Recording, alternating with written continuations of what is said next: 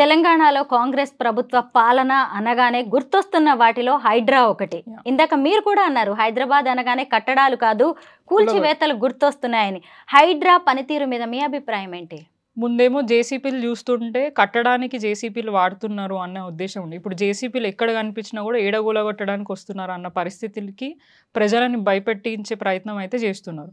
So Hydraa అన్న concept అయితే okay, మంచిదే. గతంలో కూడా మనకి ఎన్ఫోర్స్మెంట్ డిపార్ట్మెంట్ ఉండి ఎక్కడైతే ఇల్లీగల్గా ఆక్యుపై చేస్తే దాన్ని ప్రభుత్వం నోటీసులు ఇచ్చి వాళ్ళకి కొంచెం టైం ఇచ్చి తీసేసారు. కానీ ఇట్లా ఒక హైడ్రా పేరు మీద ప్రజలని భయపెట్టించి దౌర్జన్యంగా వాళ్ళకున్న ఆస్తులని గుంజుకోవడం, వాళ్ళని రోడ్డు పాలు చేయడం అనేది నిజంగా చరిత్రలో ఎప్పుడు జరగలేదు. ఇదే ప్రభుత్వం బీఆర్ఎస్ లేకముందు ఉన్నది కాంగ్రెసే. అప్పుడు ఇచ్చిన పర్మిషన్లు బేస్ చేసుకొని అక్కడ వాళ్ళు ఇల్లులు కట్టుకున్నారు. ఇప్పుడు వీళ్ళే వచ్చి ఇక్కడ మీరు కట్టుకోవద్దు, ఇది ప్రభుత్వ స్థలం అని చెప్పేసి వాళ్ళని దౌర్జన్యంగా 30 ఏళ్ళు, 40 ఏళ్ళు, 50 అండ్ కొంతమంది 70 ఏళ్ళుగా పైగా ఉన్న వాళ్ళని కూడా, అంటే ఆ ప్లేస్లో ఉన్న వాళ్ళని కూడా వితౌట్ ఎనీ నోటీస్ రాత్రికి పోయి జేసీపీలు పోలీసుల ఫోర్స్ తోటి దౌర్జన్యంగా వాళ్ళని బయటికి గుంజి కూలగొట్టే ప్రయత్నం చేస్తారు. అండ్ మీరు చూడొచ్చు లాస్ట్ టైం కూడా మూసీ సుందరీకరణ అని చెప్పేసి లాస్ట్ టైం బీఆర్ఎస్ ఉన్నప్పుడు కూడా మూసీ డెవలప్మెంట్ చేయాలి అని అనుకున్నారు. దాని మీద క్లియర్గా ఎంతమంది ఫ్యామిలీస్ ఉన్నాయి, వాళ్ళని ఎక్కడ షిఫ్ట్ చేస్తే బాగుంటుంది, వాళ్ళకి ఏం కంపెన్సేషన్ ఇస్తే బాగుంటుంది, అండ్ వాళ్ళ లైఫ్ స్టైల్ ఎట్లుంది ఏంటిది అనేది అన్నీ చూసుకొని దాని ప్రకారమే వాళ్ళు దాన్ని డెవలప్మెంట్ చేద్దాము అని అనుకున్నారు. అది తీసుకుందే బీఆర్ఎస్ వాళ్ళే. కానీ దాన్ని ఇంప్లిమెంట్ చేసే ప్రయత్నం కాంగ్రెస్ చేస్తారు. ఆ చేసే క్రమంలో వాళ్ళు వన్ సైడెడ్గా, అంటే వినకుండా ప్రజల కన్సర్న్స్ ఏంటి, వాళ్ళకి కంపెన్సేషన్స్ ఇచ్చే పరిస్థితి లేకుండా దౌర్జన్యంగా పోలీస్ వాళ్ళని పెట్టుకొని వాళ్ళని బయటికి, ఇప్పుడు 3 కోట్లు 4 కోట్లు ఉన్న ప్రాపర్టీని డెమాలిషన్ చేసి వాళ్ళని తీసుకొచ్చి నేను 30-40 లక్షలు ఉన్న ప్రాపర్టీలో తీసుకొని వస్తే ఎట్లుంటారు వాళ్ళు? ఒక పెద్ద ఇండిపెండెంట్ హౌస్లో కట్టుకొని ఉన్నారు వాళ్ళు. వాళ్ళ కష్టాజీతం ఎన్నో ఏండ్లుగా కష్టపడి ఏమంటారు లోన్లు తీసుకొని బ్యాంక్ అప్రూవల్ అవన్నీ తీసుకొని వాళ్ళు ఆడ కట్టుకుంటే, నువ్వు ఆడపోయి రాత్రికి ఎటువంటి నోటీస్ లేకుండా ఎటువంటి టైం ఇవ్వకుండా వాళ్ళని ఇబ్బంది పెట్టి ఇప్పుడు చాలామంది ప్రజలకి ఇంద్రమ్మ ఇల్లులని ఇస్తున్నా అని చెప్తున్నారు. ఇది ఎందుకు చెప్తున్నా అంటే, ఇప్పుడు హైడ్రా ఉన్న ఏరియాస్లో ఎట్లయితే మూసీ ప్రాంతంలో ఉన్న ప్రజలని తీసుకుపోయి 2 BHKలో పెడుతున్నారు. ఉన్నాయి ఎక్కడ 2 BHK? ఆ ఇంద్రమ్మ ఇల్లులు ఇప్పుడు పేరు మార్చడం. అప్పుడేమో మన కేసీఆర్ గారు 2 BHK డబల్ బెడ్రూమ్లు పేదల గురించి కట్టారు. కానీ హైడ్రా ఉన్న ఈ బాధితులని కదా నువ్వు 2 BHKలో పెడుతున్నావు. మరి 2 BHK ఎవరికి ఇవ్వాలా? ఇప్పుడు ఇంద్రమ్మ స్కీమ్ కింద పెట్టుకున్న వాళ్ళకి ఇవ్వాలి కదా. ఇల్లులు ఎక్కడ ఉన్నాయి, మరి ఎక్కడ ఇస్తారు వాళ్ళు? ఇప్పుడు సర్వే జరుగుతుంది ఇంద్రమ్మ ఇండ్ల కింద. అండ్ రీసెంట్గా పొద్దున ఒకటి చూసిన నేను, ఇంద్రమ్మ ఇండ్ల కింద జాగా ఉన్న వాళ్ళకి 5 లక్షలు ఇస్తారన్నారు. ఇప్పుడు వాళ్ళు పెట్టింది ఏంది, 45 రోజుల లోపల మీరు ఇల్లు కట్టుకోకపోతే మీకు ఏమంటారు ఆ స్కీమ్ ఎలిజిబుల్ కాదు, మీరు క్యాన్సిల్ అవుతుంది మీ స్కీమ్ అంటున్నారు. 45 రోజులు వాళ్ళు ఎట్లా కట్టుకుంటారు ఇల్లు? అంత ఫాస్ట్ సిస్టమ్ ఎక్కడుంది మనకి? అండ్ వాళ్ళు కట్టుకోవాలంటే ఫస్ట్ వాళ్ళు కట్టుకున్నాక ఆ ప్లేస్ని చూసి గవర్నమెంట్ 3 విడతలుగా అమౌంట్ రిలీజ్ చేస్తారని అన్నారు. సో అంత అమౌంట్ ఎవరిచ్చే పరిస్థితిలో ఉన్నారు? ఇప్పుడు ఎక్కడ కూడా అప్పులు ఇచ్చే పరిస్థితులు లేదు, మనకి ఎక్కడ ఫ్లోటింగ్ జరగట్లేదు, ఎవరు కూడా అప్పులు ఇస్తలేరు. బ్యాంక్ వాళ్ళ ఇయ్యరు, నీకు ఏదైనా ఉంటేనే పూర్తి స్థాయిగా ఉంటే ఇస్తారు. వాళ్ళు చాలామంది ఆ ప్లేస్లలో ఎంతమంది దగ్గర అప్పులు తీసుకున్నారు, ఏం చేశారు. సో ఇట్లా టైం ఫ్రేమ్ పెట్టి ప్రజలకి స్కీమ్స్ ఇస్తా అని చెప్పి లాస్ట్ మూమెంట్లో ఇట్లా మాట మార్చి ఇవ్వకుండా ఇవన్నీ టైం లైన్లు పెట్టేది అనేది కరెక్ట్ కాదు. అంటే ఇచ్చే ఉద్దేశం లేదు వాళ్ళకి. ఇచ్చే ఉద్దేశం ఉంటే మన బీఆర్ఎస్ ఉన్నప్పుడు కూడా ఎప్పుడు కూడా టైం లైన్లు పెట్టలే. ఈ టైం లైన్ వరకే మీరు పెట్టాలి. అప్పుడేమో మనకి కళ్యాణ లక్ష్మి కానీ CM relief fund Kalyana Lakshmi 1 year లోపలే 6 months అప్పుడు స్టార్టింగ్లో పెట్టుకోవాలన్న టైం లైన్ ఉండే. బట్ తర్వాత ప్రభుత్వం దాన్ని గమనించి ప్రజలకు ఇబ్బంది అవుతుంది, కొన్ని పేపర్స్ వాళ్ళకి టైంకి దొరికాయి, ఇంత టైం లిమిట్లో మనం పెడితే కూడా బాగుండదు అని చెప్పేసి పెళ్లి చేసుకునే ఎవరైనా మిడిల్ క్లాస్ ఫ్యామిలీస్ మీరు ఏ టైంలో అయినా అప్లై చేసుకోవచ్చు అని అంటే 1 year 2 years తర్వాత కూడా కళ్యాణ లక్ష్మికి అప్లై చేసుకునే పరిస్థితి ఉండే. కానీ ఇప్పుడు అట్లా లేకుండా పోయింది. ప్రతిదానికి ఏదో ఒక టైం లిమిట్, లేదంటే ఏమంటారు రేషన్ కార్డ్ కానివ్వండి, ఇన్కమ్ సర్టిఫికేటే కానివ్వండి, ఇంత అని ఒక బౌండరీ పెట్టేసేసరికి ప్రజలు ఆ స్కీమ్స్కి ఎలిజిబుల్ కాకుండా అయిపోతున్నారు. అండ్ రేషన్ కార్డ్స్ అన్నారు Jan 26 తర్వాత నుంచి ఇస్తా అన్నారు. ఇప్పుడు దాకా దాని మీద ఎటువంటి ఇన్ఫర్మేషన్ లేదు. సో ఇట్లా ఎన్నో ఏమంటారు మాటలు చెప్పి ప్రజలను మోసం చేస్తూ రోజు ఏదో ఒక డైవర్షన్ పాలిటిక్స్ చేస్తూ రోజులు గడుపుతున్నారు తప్ప ప్రజలకి మాత్రం ఎటువంటి ఉపయోగపడే పనులు మాత్రం చేయట్లేదు. సో ప్రజలు విసిగిపోయి బాధపడి ఎవరికి చెప్పుకోలేని పరిస్థితిలో ఉన్నారు. సో ఈ 4 ఏళ్ళు ఎట్లా గడుస్తాయని ప్రజలందరూ కూడా ఏడుస్తూ బతుకుతున్న పరిస్థితి తీసుకొచ్చారు కాంగ్రెస్ ప్రభుత్వం. సో రాహుల్ గాంధీ గారేమో సెంట్రల్‌లో ఆయనకు జరిగే అన్యాయాల గురించి ఏమో పెద్ద పెద్ద మాటలు మాట్లాడతారు.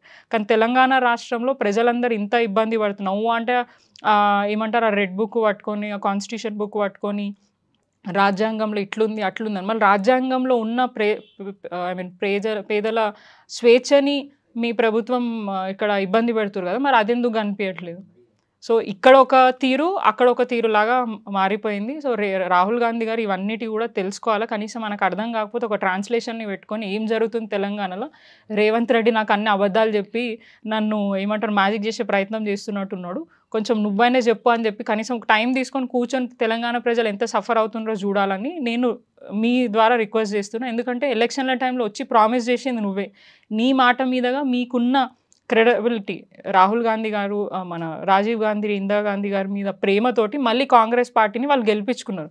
గతంలో వాళ్ళు చేసిన పరిపాలన కొద్దో గొప్ప కొంచెం ప్రజలకి మేలు జరిగింది కాబట్టి మళ్ళీ మాకు ఈ ప్రభుత్వం చేసే స్కీమ్సే మళ్ళీ కంటిన్యూ అవుతూ ఇంకా అభివృద్ధి చేస్తారన్న ఉద్దేశంతో మీ మాట మీదకి వాళ్ళందరూ ఓట్లు వేస్తే ఇప్పుడు వాళ్ళని గాలికి వదిలేసి మీ రాజకీయ ఏమంటారు పబ్బం గడుపుకుంటున్నారు, ప్రజలని ఇబ్బంది పెట్టే ప్రయత్నం చేస్తున్నారు. కనీసం ఇప్పుడైనా కళ్ళు తెరుచుకొని ఈ 4 ఏళ్ల పరిపాలన అయినా సరిగా చేస్తే ప్రజలు సంతోషంగా ఉంటారని భావిస్తున్నాను. ప్రభుత్వానికి 4 ఏళ్ల టైం ఉంది, మీకైతే ఇంకా 1 ఇయరే టైం అయింది. అయితే ఇప్పటి వరకు కూడా మీరు జిహెచ్ఎంసీ వైఫల్యాలని, అలాగే కాంగ్రెస్ ప్రభుత్వ వైఫల్యాలని కళ్ళకు కట్టినట్టు చూపించారు. అసలు జిహెచ్ఎంసీ అంటే అది ఒక కార్పొరేటర్కి సంబంధించింది కాదు, అలాగే ఒక కమిషనర్కి సంబంధించింది కాదు, ఒక మేయర్కి సంబంధించింది కాదు, ఇదంతా ఒక టీం వర్క్. అయితే ఇప్పటికే 4 ఏళ్ళు గడిచిపోయాయి, ఇంకా 1 ఇయర్ మాత్రమే ఉంది. ముఖ్యంగా మీ బీఆర్ఎస్ ప్రభుత్వం ఈ ఎలక్షన్స్కి ఎలా సిద్ధమవుతోంది? అంటే నేను ఇది సాధించాను అని చెప్పి మీ కార్పొరేటర్స్ ఎలా ప్రజల్లోకి వెళ్ళబోతున్నారు? మళ్ళీ మీరు హైదరాబాద్ నగరంలో మీరు చూసుకోవచ్చు, గత ఎలక్షన్లో ఒక్కళ్ళు కూడా కాంగ్రెస్ ప్రభుత్వంకి ఓటేయలేదు. అంటే మొత్తం తెలంగాణ డిస్ట్రిక్ట్లలోనే కొద్దిగా ప్రజలు ఆశపడి కొన్ని స్కీమ్స్కి అట్రాక్ట్ అయిపోయినరు తప్ప, కానీ ఇక్కడున్న హైదరాబాద్ ప్రజలందరూ కూడా కేసీఆర్ గారు, కేటీఆర్ గారు చేసిన అభివృద్ధిని చూసి వారికి మళ్ళీ అవకాశం ఇచ్చారు. హైదరాబాద్ జిహెచ్ఎంసీ లిమిట్స్లో మొత్తము గెలిచింది బీఆర్ఎస్ ఎమ్మెల్యేలు మాత్రమే, అండ్ ఎక్కువ కూడా కార్పొరేటర్లు బీఆర్ఎస్కి సంబంధించిన వాళ్ళే ఉండే. అండ్ జస్ట్ 1 ఇయర్ కింద వరకు కూడా బీఆర్ఎస్ మేయరే ఉండే, బీఆర్ఎస్ డిప్యూటీ మేయర్ ఉండే. సో వాళ్ళందరూ కూడా పదవులు అనుభవించి అన్ని విధాలుగా లాభపడి ఇప్పుడు ఏమంటారు పార్టీ కష్టకాలంలో ఉన్నప్పుడు వాళ్ళ స్వార్థం వాళ్ళు చూసుకొని పార్టీలు మారుతుంది. సో వాళ్ళతో మాకు సంబంధం లేదు. కానీ బీఆర్ఎస్ పార్టీ మాత్రం చాలా స్ట్రాంగ్గా ఉంది. అండ్ ప్రజలు అప్పుడు ప్రజలకి ఏదైతే నమ్మకం ఉందో ఇంకా ఎక్కువ రెట్టింపు నమ్మకం ప్రజలలో కలిగింది. కేవలం ఇక్కడే కాదు, ఓవరాల్ తెలంగాణలో బీఆర్ఎస్ పార్టీ మీద నమ్మకం వచ్చింది. మాకు కూడా అప్పుడప్పుడు అనిపిస్తుంది, అరే మళ్ళీ ప్రభుత్వం వచ్చుంటే ఇంకా బాగా జరుగుతుండే కదా అని. బట్ ఇప్పుడు ప్రజలకు తెలిసింది ఈ ప్రభుత్వ పరిపాలన ఎట్లుందో, బీఆర్ఎస్ ప్రభుత్వ పరిపాలన ఎట్లుందో, ఆ డిఫరెన్స్ తెలిసింది. కాబట్టి నెక్స్ట్ వచ్చే ఏ ఎలక్షన్లో అయినా గట్టిగా ప్రజలు ఇంకోసారి కాంగ్రెస్ మాట, ఇంకోసారి బీజేపీ మాట విననీయకుండా ఏదైతే 10 సంవత్సరాల కేసీఆర్ గారి ప్రభుత్వ హయాంలో జరిగిన అభివృద్ధిని చూసి కళ్ళ మూసుకొని కేసీఆర్ గారికి ఓటు వేయడానికి ప్రజలందరూ సిద్ధంగా ఉన్నారు. ఎందుకంటే వాళ్ళు క్లియర్గా చూసారు ఏ స్కీమ్ అయినా కూడా. చాలా మటుకు తెలంగాణలో కేసీఆర్ గారు ఏదైతే స్కీమ్స్ ఎలక్షన్ మేనిఫెస్టోని పెట్టలేనివి కూడా ఆయన ప్రభుత్వం వచ్చిన తర్వాత ఇంప్లిమెంట్ చేసి చాలామంది ప్రజలని సంతోషపెట్టినారు. అందరు హ్యాపీగా ఉండొచ్చు. అంటే ఏ ప్రభుత్వం అయినా కూడా 100% ఎంత చేసినా కూడా నిరంతరం ప్రజలకి సమస్యలు వస్తూనే ఉంటాయి. కొన్ని ఇష్యూస్ ఉంటాయి, దాన్ని కొన్ని సీరియస్గా తీసుకోలేకపోవచ్చు. ఎందుకంటే దాని వెనుక కొన్ని డీవియేషన్స్ కూడా మనం అర్థం చేసుకోవాలి, అవి ప్రజలకు తెలియదు. సో ఇవన్నిటినీ కూడా దాన్ని ఏదైతే ఇప్పుడు 100 పనులు మనం ప్రామిస్ చేసి 99 చేస్తే ఒక్క పనిని మాత్రమే అపోజిషన్ వాళ్ళు ఇది చేయలేదని మాట్లాడుతుంది. చేసిన పనులను ఎందుకు మాట్లాడట్లేదు? గతంలో బీఆర్ఎస్ ప్రభుత్వం ఇన్ని పనులు చేసింది కదా, మరి చేసిన ఏది కూడా మాట్లాడుతుంది. చేయలేని ఆ ఒక్కదాన్ని తీసే మా మీద వ్యతిరేకత తీసుకొచ్చే ప్రయత్నం చేశారు. అది ప్రజలలో లేదు. వీళ్ళు చేసిన రాంగ్ ప్రోపగాండా వల్లనే తెలంగాణ ప్రజలు మోసపోయి వాళ్ళ మాటలలోకి పోయి మళ్ళీ ఇట్లా తీసుకొచ్చే ప్రయత్నం చేశారు. బట్ ప్రాబ్లం అయితే ఏం లేదు. కింద స్థాయి నాయకులు కానివ్వండి, కేవలం బీఆర్ఎస్ఏ కాదు, ప్రజలందరూ కూడా చాలా సంతోషంగా ఉన్నారు. అంటే బీఆర్ఎస్ ప్రభుత్వం ఉన్నప్పుడు నెక్స్ట్ వచ్చే ఏ ఎలక్షన్లో అయినా బీఆర్ఎస్ మాత్రమే మాకు అండగా ఉంటుంది, ఇక్కడైనా సెంట్రల్లో అయినా. ఇప్పుడు వాళ్ళకి అర్థమవుతుంది, సెంట్రల్ నుంచి ₹1 కూడా మనం నిధులు తీసుకొచ్చే ప్రయత్నం లేకుండా బీజేపీ వాళ్ళకు ఓట్లు వేస్తే, సో వచ్చే ఎలక్షన్లో కూడా అట్లనే కూడా మనం సపోర్ట్ చేసి ఉంటే కేవలం వాళ్ళ ఏమంటారు వాళ్ళ పార్టీ లాభపడుతుంది, వాళ్ళు మాత్రమే లాభపడతారు, కానీ ప్రజలు మనం లాభపడే పరిస్థితి ఉండదు. అది కేవలం బీఆర్ఎస్తోనే సాధ్యం అనేది మాత్రం ప్రజలు గమనించారు. అండ్ ఏమంటారంటే ఈ క్యాస్టిజంని మన ఏమంటారు కులపరంగా నాకు ఎప్పుడూ అనిపిస్తుంది, కులం లేకుండా మతం లేకుండా రాజకీయాలు నడవాలని చెప్పేసి. ఎందుకంటే మనుషులం మనం, మనకు ఆ బాండింగ్ ఉండాలి. కానీ ఇప్పుడు ఏ రాజకీయ నాయకుని ఒక్క కులంతోటే ఓట్లు పడే, ఒక్క రిలీజన్ తోటి ఓట్లు అన్ని వర్గాల వాళ్ళు మనల్ని ఆదరిస్తేనే మనం పవర్లోకి వస్తాం. సో అట్లాంటి రాజకీయాలు లేకుండా ఫర్దర్గా చూడాలని మేము కోరుకుంటున్నాం, కానీ అది ఎప్పుడు వస్తుందో తెలీదు.